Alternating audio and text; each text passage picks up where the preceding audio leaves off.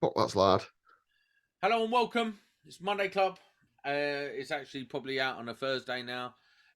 We've had, fair to say, we've had it like a real tough month or so trying to get things dialed in.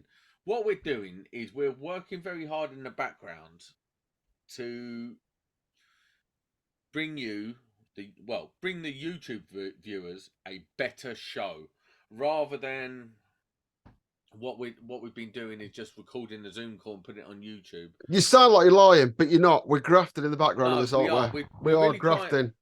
There's other reasons which we'll get to in a minute, but we're trying to make the show a little bit better for our YouTube viewers without compromising the quality for our audio listeners. But Now, before that, Sam needs to tell you about our sponsor. so Verso. Now, Verso make fuse boards and they make wiring accessories as well, socket switches, spurs, all those bits and pieces. Now, their socket switches and spurs and all the bits they do are of the highest quality.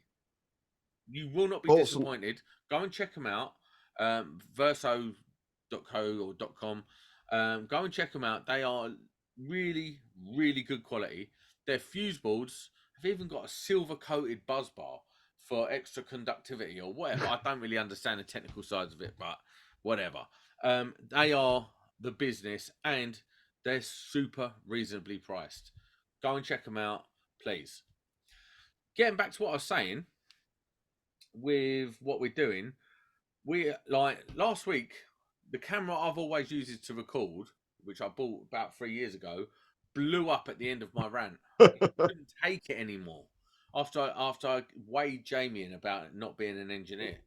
Yeah, it's all great. You know, my internet. I lost internet the other night on the actual last chance we had to record properly. But as we said the week before, stupidly, we're not going to let you down. So we can't now, can we? So we're doing this today. And then, what was it? Yesterday, was it? We was meant to go live. Yesterday, we are. I've got to be. I can't actually tell you the reason because it's really embarrassing. But what's happened as well is just before this podcast tonight, we did a trial on Instagram which went badly. So really badly. We're now covering ground we've just covered. So bear with us if we're a bit itchy. But yeah, it just didn't work last night. My internet went down. Your camera broke. We got literally sat here to do a recording the other day and realised Sam's camera broke. And what I said on the podcast, the little Instagram thing we did was we're real Sparkies trying to represent real Sparks in the podcast. And because of that, we've got real Sparky jobs to do. And sometimes, you know what it's like. Your missus has to put your picture up, and 4 weeks later she gets it's done. It's like everyone knows that's what real life is like. Simple 5-minute jobs. Where is it? Look, there's a child's nightlight here. It's one posi drive screw to fix the wall, and I plug it into this Alexa socket. It's been here for 3 weeks. I've got tools to make off fiber optic cables, and I can't put a single wall plug into my own wall in my house. I mean, but it's December in it, so yeah. But we do prioritise this over everything else. It like even put my kid to bed tonight. She's like, "Daddy, you gonna give me a kiss if I call you?" I was like, "Not tonight. I'm doing a podcast." So it is. We're not saying it like we obviously do it because we enjoy it. So we're not heroes, you know what I mean? We're not building bridges in Bosnia or anything, but we do enjoy doing it. We want to continue to do it, but yeah, but things just happen. Yeah, no. So end of the day, if we've let you down, sorry. They're just some reasons why things just catch up. Now, going forward, we've got some snazzy stuff coming in the new year. Have we not? You may have noticed on this particular podcast that below us, I assume, is our logo. And we have the option to go to our lovely sponsors logo. Or we can even go to the camera I've got. The camera. Oh, no, the internet. So, yeah, this is what's happening. There's what I see. Anyone that's interested. And then back to that. But yeah, you can see we're playing around, making it more visually appealing. We're not going to let the audio viewers down because we appreciate that our audio viewers make up a lot of the thing. So we're going to keep you interested. But yeah, it's we're just playing around. Otherwise, things get stagnant, don't they? You can't stay still. You've got to be moving forward. Got to evolve now. Even Sam's done the 18th edition, kids. You know what I mean? He's evolving. Now, do you want to know? Hold on. I made a £10,000 mistake. Me made a mistake. Is that it? What did you do? Well, it's not £10,000. What? Listen, it could have been. It could have been really, really expensive. So what people is that because you're going to get sued, or is that something you broke?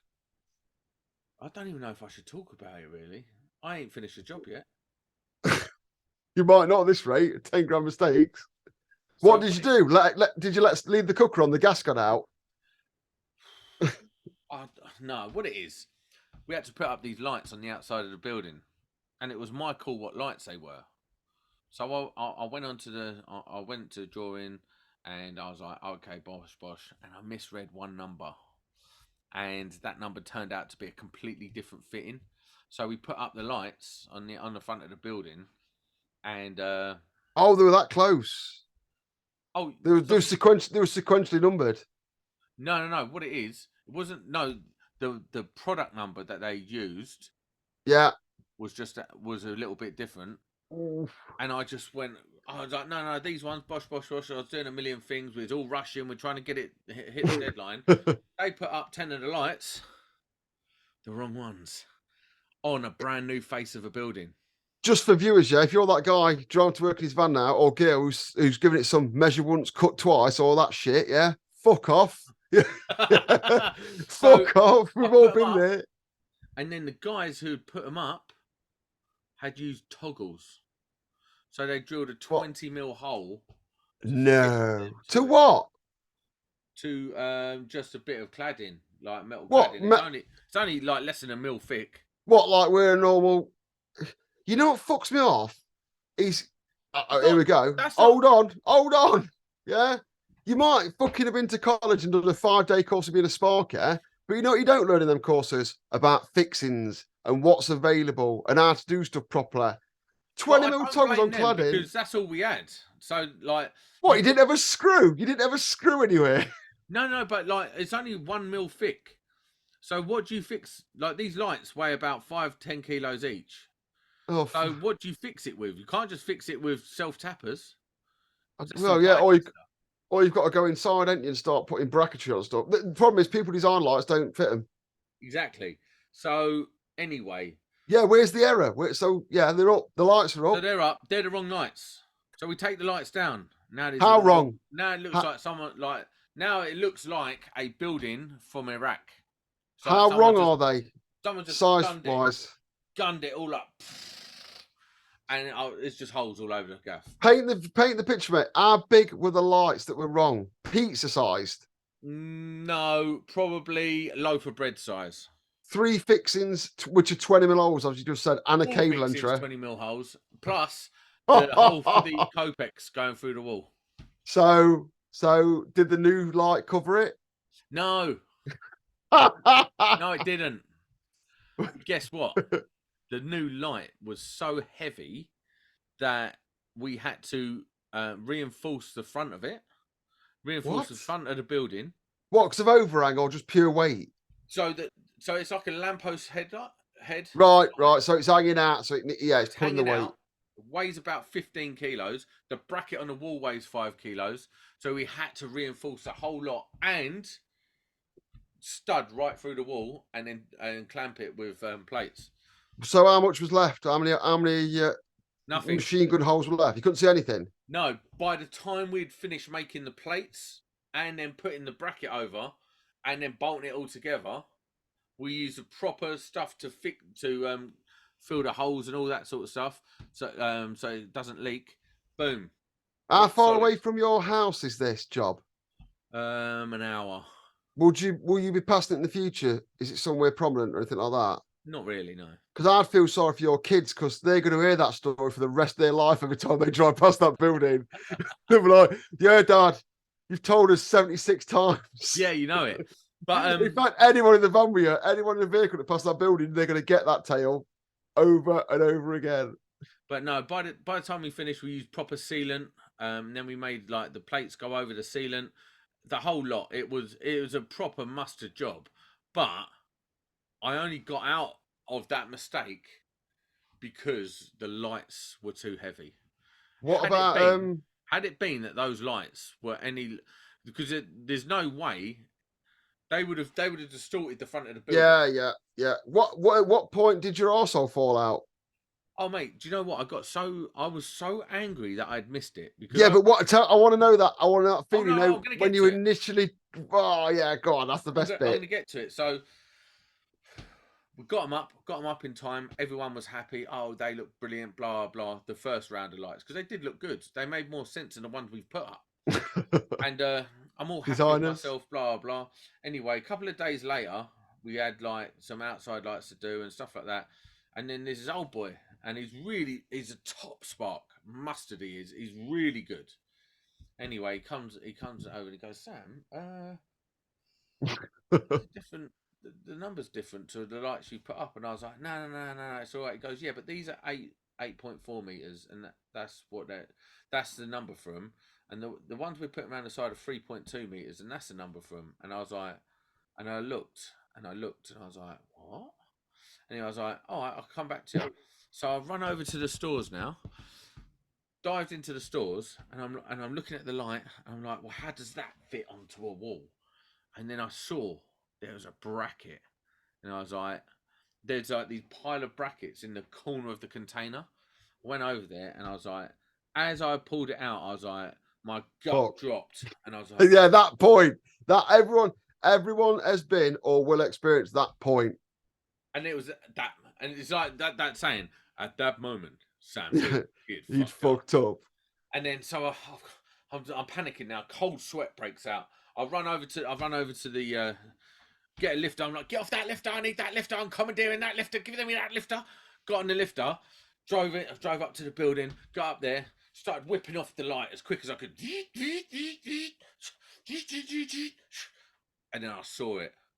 And I was like, what? The carnage beneath. The carnage. I was like, what is that? When was your last one of these? When was the last one where you was like, fuck? Is it a long time ago or? It's probably not the one that was as bad as that I remember was when I was an apprentice. Oh, so you've had a good run. Yeah, I make mistakes all the time, but they're usually mistakes that, with your experience, you know how to fix. Oh Like, yeah, I've tapped a thread too long or something. oh, it's not like if you cut a cable short, you can, like, at the last moment. It's quite fixable. It's a pain in the dick, but it's quite fixable. Yeah, you'll get a bit from You know what I somewhere. mean? Or like, and then like if you cut an armour too short, now you've got a problem. The last one I had where my arse fell out was I was doing a massive switchboard job, massive refurb of a switchboard. If I'd have thought about it, I could put the picture up, but I can't. But it was a big old switchboard, having all new switches took part. I'm talking 400 switches, remade buzz bars, all these buzz bar brackets. It was bonkers. I didn't do anything wrong though. I didn't break anything. At the end of a job, we're getting ready to energize. It's about 8 o'clock. We're getting all prepped up and that. And this thing has got more flat surfaces than a fucking club toilet, yeah? There's buzz bar everywhere. We've been on all the back. We've been all over it. And we was doing what you call tool control. So, like, making sure nothing's left. So I got a spanner roll out, and I knew all the spanner rolls and all the socket set boxes were full when I started. 10 mil spanners missing, which doesn't sound like a problem unless you're working on naked buzz bar. Where the fuck is it? 6 hours to find that spanner, and it got found in the front of the van in a mug that had Oh some man. pens in.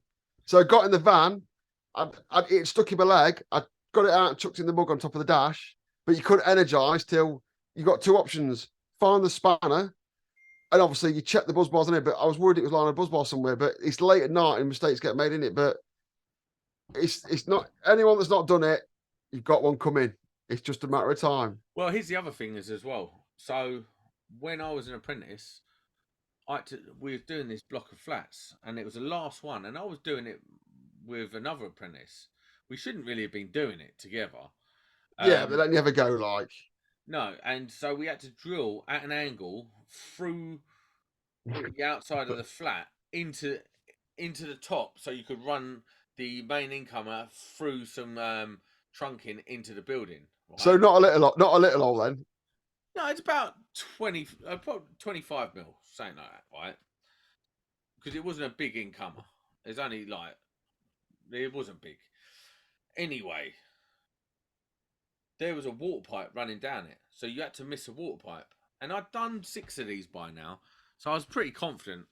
And I could hear it, and I heard the noise change. You know when you're about to hit something, and I heard the noise change. And I was like, "What is that?" Anyway, I was like, "I'll be all right."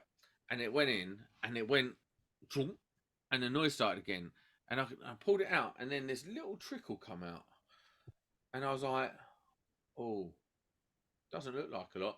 And then it just burst out. And it was shooting out so fast. I tried to put my finger in it, couldn't get my finger in it. I was like, what am I going to do? And it was flooding out because it was at the top of the building. And Yeah, the yeah. tank was at the top.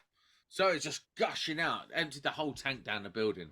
Drilling. I got fired for that. Not surprised. And they Well, kept my wages. how are you going to know? How you gonna... The thing with drilling is, right, is, and I've said this various times, I've said this podcast, this is new, yeah? Hear this, right? If there was money, if there was people to sponsor it, drilling could be an Olympic sport. It's that complex and skilled. It could be an Olympic sport. I would say relax. No, it's a We're not. skill. It's a skill. Like, you've got to visualize. And when you're doing one of them angles where, like, you're going in an angle, when you're going down at an angle as well, and you want it to pop out, and you're like, I need it there. You've got That's the skill. Yes. That's Rain Man level maths, yeah. Plus experience, plus visualizing the different heights inside. Plus luck. Yeah, we did a job. If anyone has worked in Nottingham or is from Nottingham, first of all, hello, get off my patch. There's a place in Nottingham called the Park, which is where all the posh Victorians lived, and it's full of fucking massive asses on this big hill. The problem is no one's rich like Victorian mill owners anymore, so it's all been divided into flats. But the flats are still quite big and quite posh. And I was doing a big smart home install there, and there was a sparky there that was nothing to do with me. And he's on the staircase drilling a socket through, and he bangs his hole through, comes into the room I'm in, looking for his drill bit. You all right, mate? Yeah, I'm looking for my drill bit. All right, well, I could hear it, but it sounded like it was miles away from me. He's like, no, I'm definitely drilling to this room. But you know the sound, don't you? So I was like, no, mate, you are not drilling to this room. You are miles away. But he didn't realise he was in a building that had been split up in a non-linear form. Yeah. So it's a bit jiggly-piggly. Anyway, I know these stories do the rounds, right? And I know you hear these tales, but this is gospel truth. Because I'll give you an answer to find your drill bit. Where'd you start? He took me to a staircase. I was like, that wall you're drilling through, mate, that ain't in this flat. That's in next door. So wait for next door to come home. I swear on my life, straight through the wall, straight through a plasma screen TV. No. And I'm talking, this was in about 2005. So if anyone remembers like me, plasma screen TVs with 50, mate, there were free bags. It was free bags for a plasma screen TV. And he'd gone straight through the wall. He goes, oh, I thought I was in the void. And he's obviously gone through the metal back panel. So he's giving it some. No. Yeah, straight through a double, like triple brick wall, went into the little void behind the teller. Isn't it mad now how cheap TVs are? Isn't it mad now how cheap everything is, mate? Oh, yeah, well, I was looking at a TV the other day. Like, we've got the oldest TV in the world, and I thought, I'm going to treat myself to a TV. Like, mate, you can get like a 55-inch. If you want an LCD, you're laughing. Mate, it's like 55-inch for like £339 from Tesco's with your club card.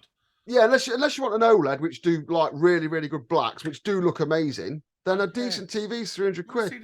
You want to see the TV from 2005 I'm still using? I've got a TV in the garage from about 2005. It's an original LCD. It weighs a fucking ton. It burns electricity like a power station, but it's in the garage using it a couple of hours a week. So I'm begrudging getting rid of it. But I mean, cost of living crisis, mate. Some of these fuckers moan about it. Want to go back to 2005 when everything was expensive anyway. No, listen. TV, free bags. Fuck you. It's like buying monitors. Like, I bought these two monitors for like, I don't know, 30 quid each. You know what knackered monitors been cheap? COVID. Before COVID, monitors were everywhere. I've got 3 here because they were cheap. They cost me about 40 quid each. After COVID, they're like rocking horse shit. Do you know what else was hard to come by during COVID? Cameras. Yeah, cameras. Anything to do with like this Zoom malarkey was. Now you can buy a dirt cheap camera anyway, can't you? But what have you been up to this week? Oh, it's manic. It's bonkers this week. What I've been up to? I've been doing some actual work. Put some on my Instagram because sometimes we work security and stuff like that. I can't put what I'm doing up, but I had a good option today to put some stuff I was doing. So try and make it a bit educational, a bit interesting. So did some actual work, fit some sensors on some oil tanks. Fucking hell! I've got to go. I've been all over. It's busy for us. It's a busy time of year. Listen, I know there's some things you can't talk about because of whatever, but I found this fascinating. A couple of weeks ago, you phoned me up and went, "There's no wind." I was like, "What?" I can talk about that. That's freely available information. But this is why it was interesting, because you phoned me up and you go, "There's no wind. The grid's going to fall over. There's no wind. If it gets any colder, There's no wind. I was like, stop saying no wind for a second. What are you talking about? He goes, so then Jamie starts talking about if there's no wind, his company have to fire up all their engines and sell it to the grid. We are a power generator, effectively, is what we do, Yeah. but we cover the gaps. So people, you'll have heard me saying here before, and I know I've spoke to you when I've rang you on the phone. I'll go, oh, I've just been online this morning and I've looked at the wind, the amount of wind energy or the amount of energy being produced all over the UK. That's not because I'm boring. It's because the really amount of well, it's interesting for a start. I do find it interesting. I'm not going to lie about it, but the amount of wind there is in the morning directly correlates to how hard I have to work that day. So if it's windy as bollocks, I might not have to do a lot. If there's no wind, I'll be running around the country fixing shit, guaranteed. Now, for about a week, there wasn't much wind, was there? That's too commercially sensitive. Last week, first half of the week, there is 27. I want to say these numbers wrong, but they're roughly right. I think it's something like 20. There's 30 to 40 megawatts of wind power in the UK, and last week, at the start of the week, it was produced about half a meg. I don't know what that is a percentage, it was right but down. it was. I was driving down the the A1 window and see them out at sea. Mm. And so I've been like on the weekend when I wasn't working late. I have a look now, and sometimes they ain't turning, and I'm like, oh, Jamie's gonna be working this week. I'll drive down the Fossway A46 quite regular to get to the A1 when I'm going south, M1 when I'm going south, and I drive down the Fossway, and there's a big load of wind turbines on there that you can see. You can see some that are dead close to the road, and some that are far away, right at the other side of the Beaver Valley.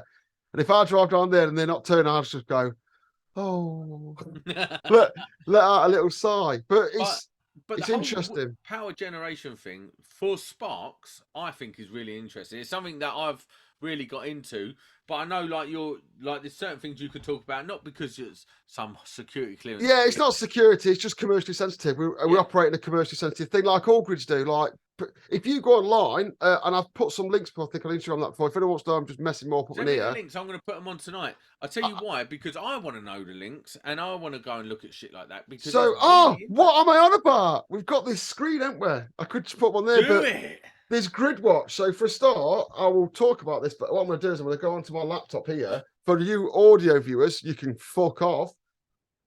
Not really, please stay. Nah, please stay, because I love. You know what I found weird about being an audio viewer? You know what I do, and it's really weird, and I'll just interject with this now. On the way to work in the van, I re-listen to the podcast, listen to it on YouTube, listen to it on audio, because I want to know if the sound's good, if I'm over speaking and all that. And sometimes I forget I'm listening to myself. That's how entertaining this podcast is. Right, you ready, kids? That's our faces. That's the camera. Oh man, there you go. Ooh. So this is grid watch. It's only half the screen, bruv. Yeah, I know, because we've got technical difficulties, mate. You know what I mean? Rome was not built in a day. Oh, there we go. So this is grid watch. So this is the most basic way. It's crap because I've set the fucking thing up wrong, I think. That's not the screen you showed me the other day. Oh no, like that screen. There's one called grid watch. So if you listen to audio when you get home, go on YouTube and watch this. Those will be in the links I'll put in the description. There's grid watch. Just Google grid watch. It's the second one down. That is telling you there what everything's making. So it's telling you the UK demand in total, which at the minute is 45 megawatts. Telling you the frequency, which is always 50. If it deviates, everyone's going to die. Coal, nuclear, wind is all on there. Live data. Then there's another one called LCP Enact. I think this is the good one. This is the good one. Unfortunately, there's a free service on here to get you interested, because I found this one particularly interesting to use. That's the one. Yeah, that's showing you there, so you can see if you're on the screen. It's showing you the percentage that's being used, the loss of load probability, which is a big winner. The little country thing there with the different colours on is telling you the loads are all over the place, and there's an alert feed on that. The problem with that is that's quite old data. It's not current. If you want the current data, you've got to pay for it, because everyone knows in this world, no matter what you do, if you want current data, it's going to cost you money, because West Country and like South take always red. All of the power, apart from my little area. No. That's so what you're looking at there is the colours. Green means we've got enough power. Red means the redder it is, the less power they have to play with in their area. Yeah, that's what I'm saying. Like they're taking. So They ain't got much. We've got a load because we've got that offshore. So I'm just under London to the just under Essex. That is because we got that big offshore grid. I am in talks with a guy to come on this show who knows this shit inside out and will make it interesting. I love it I because I tell would the love to know truth. more about this. How close was the grid to falling over? Last week, Yeah. well, you see on the screen we're looking at. Well, I'm not going to give away. What I'll tell you is what you can see. Yeah, you see on that screen, there's a red line, and that's the loss of load probability. That spiked the highest I've ever seen it last week. How high? Well, I think it's like in the 50% range, but that is the highest I've seen it. Now, Our closest the grid to closing down at any time. All it takes is a big substation to blow up, and some bloke at National Grid Control Centre in a secret location will be spilling his coffee. But there's every second of every day. And fair play to him, yeah. I'll put this out. Every second of every day, there's a team of people sat in the National Grid Control Centre making sure supply exactly meets demand, and they are grafting. And every time it snows, yeah, there's a team from WPD, National Grid, Power Networks, all the big players I can't name yet. If your power goes off, there's some geezer, some of our people like I know, up a pylon in the freezing cold, banging you back on. So don't forget all those people like that. hashtag You see them gets making the paid a brew. load. Hashtag I don't care. Get the power back on. I've got shit to watch on Netflix. Oh yeah, if you're thinking about retraining and you're a spy because all these new kids are coming in nicking our jobs, linesmen, jointers, people on the networks, they do get paid good money for doing shit work in shit weather conditions. But without them, we'd be knackered. However, I'm finding the whole grid thing really interesting, especially because it's like Jamie does hype it up. Listen, we're not going to have blackouts and stuff. It's not the 70s. Oh, quote that if that happens, it'll be £100. All right, sweet. However, we don't like if it was much colder, we would be having blackouts, wouldn't we? The reason we don't have blackouts is because there's a team of people in the National Grid Control Centre managing it. No. Yeah. Yeah. So like let's look like this, yeah. If you're on a scaffold and it's got 20 legs and someone kicks one of those legs off, do you start worrying? Not really. But at the National Grid Control Centre, if you say they're power stations, they're like, well, hang on, we better make sure we've got availability here. We better look at thinking about taking people off load or being able to remove people. Second leg goes. And as you know, the more legs that go, the more unstable it gets. And that's what it's like. If you look on this LCP at the bottom right corner down there, that'll tell you when plants trip, as in a whole power station goes offline. And sometimes I look at them and I think, fucking hell, have I got any candles? And you know what I mean? And I suppose the more in the trade you are, the more you understand it. And to be honest, the more worrying it can be, which is why I've got a battery. Containment, total cost. Oh, man. Dynamic containment. I'm not going into the detail there. Dynamic containment is the grid. Supply must meet demand, yeah? So let's imagine you've got a bucket and it's got a hole drilled. It's got a tap on the bottom, yeah? And the tap gets turned on, and you're the guy there trying to keep it to the brim with a hose pipe. So when the bucket goes low, you speed the hose up, yeah, so the bucket fills up again. And then as it slows down at the top, you put less in. Then as it stops taking, as you turn the tap off, less leaves, but you don't want it to overflow. That control of you making that bucket stay full, that's dynamic containment. It used to be called triads and stuff, but nowadays the grid's a lot more flexible and there's a lot more smaller solar,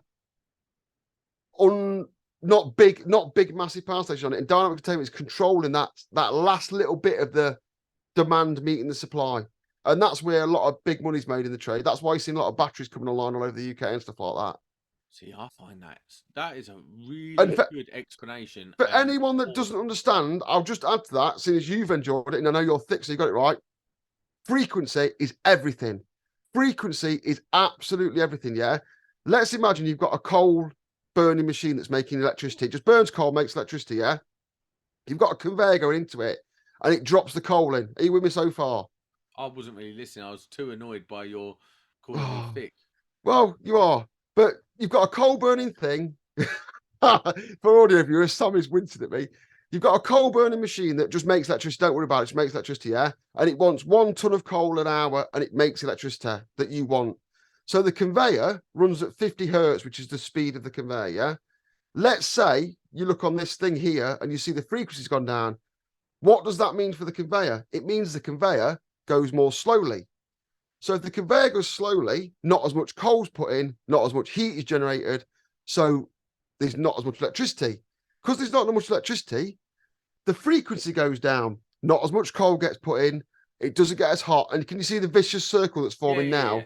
So that's why when you see the frequency dip on the grid, they start chopping stuff off so the frequency goes back up. Because if you imagine it was all coal power stations, there's fans and conveyors, and as the frequency goes down, they all slow down. And you can't make them go faster because the frequency is low, so you can't throw anything at it. And it starts a vicious circle of winding down like a car coasting to a stop. And that's why frequency is so important. Is how we generate power. It's so dumb. I can't believe it. Like I thought a nuclear power station was like had like like on Star Trek you see like the warp core and it's got like this blue thing, vroom, vroom. It's nothing like that. It's not even like this mad technology they're using to generate power. They just literally dip in these super hot rods into water and the steam that comes off is generates a turbine. Yeah, it's all what we call spinning mass, which is what we're lacking on the grid. Massive turbines that used to spin. Nuclear power station, steam turns to turbine. A biomass power station, steam turns to turbine. A coal power station, steam turns to turbine. That's it. There's no magic. It's not. It's like real basic shit. I don't know this, and I am going to look at it now because you set me off in all sorts of contradictions. Yeah. Fusion, I imagine the fusion is used to make steam. I don't know. Don't quote me on that, but I'm going to check that. But yeah, there's nuclear fission and nuclear fusion, isn't there? Yeah, and I'm not sure if they're both used to make steam. If they I think they probably are. If they are, fuck off and go and invent something like I'm such a sci-fi geek, right? There's some people out there will know what a naquadah generator is. Go and invent one of them from Stargate. Go and do something proper because scientists are pissing me off a little bit. The problem is what you're doing I'm getting well trained fan now, is you're underestimating the power of steam. Just because it was discovered years ago, steam is massively powerful as a medium. Lithium crystals generating power. They do. They'll use the lithium crystals to generate steam because it's just a good medium. It's hard. The Starship Enterprise ain't running off steam, bruv. Yeah, but they probably move the energy around the ship on steam because the simple fact is, how do you contain plasma from A to B?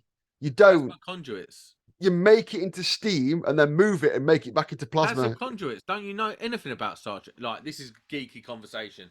It's only because I've been watching the new Discovery and stuff. The problem is with Star Trek stuff, when you talk about that, is when I was younger, I was too busy sleeping with birds and stuff. I wasn't. I was instead of doing my. This is how bad it was, right?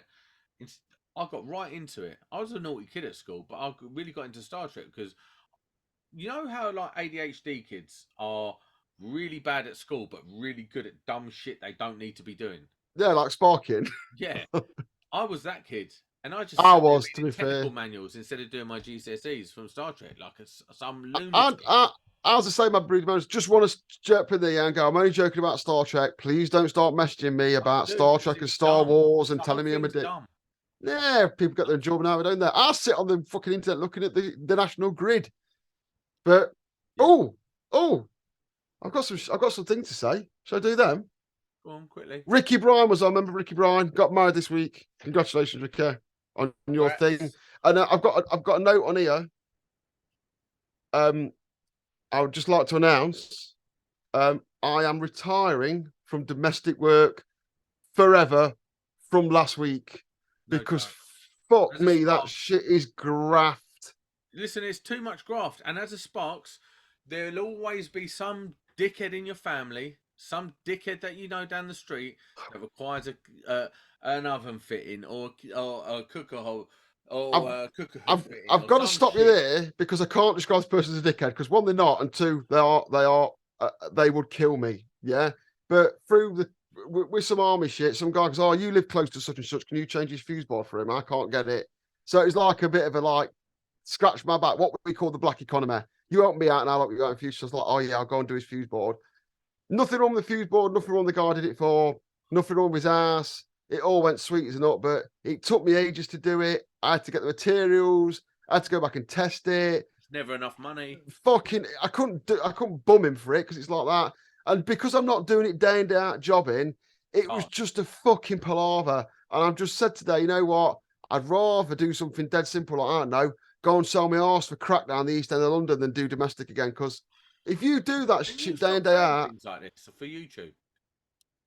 well, I could do that if I wanted. It's a reasonable thing. Oh, YouTube, yeah, sorry. YouTube. Sorry, Say it. YouTube. Yeah, well, they don't care. Anyway, They don't care about crack. But yeah, I'm done with it. I'm not doing. No, I'm not even going around changing a light for my mate. I'm not fucking changing a light switch. I'm not doing fuck all. you know what Every I job I say? get into is carnage. It's very simple. Oh, Just say no. no, it's very simple. Oh, my friend's got a new cooker they need fitting, and I'll go. Oh, I'm not that type of electrician. I'm sorry. I'm an industrial electrician. I don't know anything about houses. Oh, it's all electrics, isn't it? No, not really. That's Oh, it. mate. And then it's like, I'm just not doing it. And I was like, right, what I've done is I've took something that annoys me because I'm too old to get annoyed now. I get fucking irate, I'll have an heart attack, yeah? I've took something that annoys me in that fashion. I thought, you know what? I'm going to say I've done that. And I've just removed domestic from my repertoire. Now I ain't got to worry about it, yeah? So then what happens is I go to a job the next day. I've got some Dimplex heaters in a substation, yeah? And I'm going to name you Dimplex, you motherfuckers, yeah? Along with all your mates. Have you ever heard of it? Do you know what a bimetallic strip does? No, A bimetallic strip, a thermostat. How's a thermostat work? don't know. Gets hot, turns off. Gets cold, turns on. What? It's just two bits of metal that bend. That's all it does. Switch on, switch off. Yeah.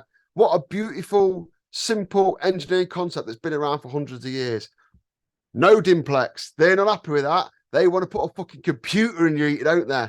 So now I've got these £300 heaters that have gone. The computer's broke and they're all fucked. So now even my own work is turned against me because people are just overcomplicating things. I was like, you know them little shitty heaters you get in offices that old dears have under the desks with the two little switches on the side, a little dial that's just connected to a spring. They just work, don't they, for years? Hold on a minute. You got one down there, haven't you?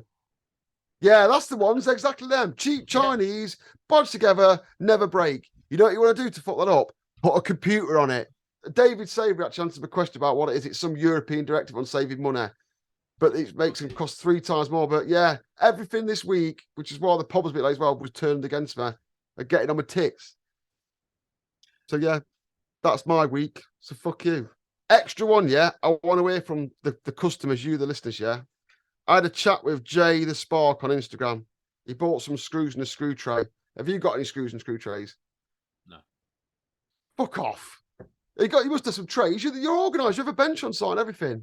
I don't have screws. No. But you've got little old saws, don't you, where you keep all your things? No. What? No. How do you keep all your odds and sods square? What it is, I used to have the DeWalt one, the DeWalt T-Stack, and then I smashed it, and I haven't replaced it yet, and I've been off the tools. But you know what I'm about. What I want to hear from, about. I want to hear from people about when they started. Because I was talking to Jay and I was like, when I started, as you'll know, you probably noticed I've got dead greasy here. I used to say brill cream pots and 35mm film containers and medicine pots and put all my nuts and bolts in. You are a tramp. And don't right, talk to me anymore. Shut your face. When you're starting out, you haven't got money to burn. Now I've got all trays in that. Go to Wix or go to Screwfix or one of them places and buy a little thing and put your shit in a case. They're like 14 quid a pot. Brill cream pots or little tins of some shit. I hate it.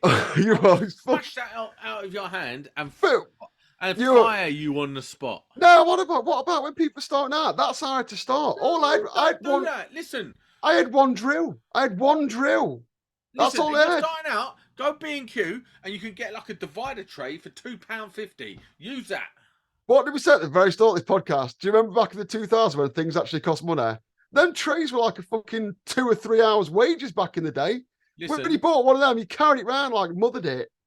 Listen, don't use brill cream pots. Don't use little tins of little tins and shit like that. Don't use your washing up liquid bottle cut in half.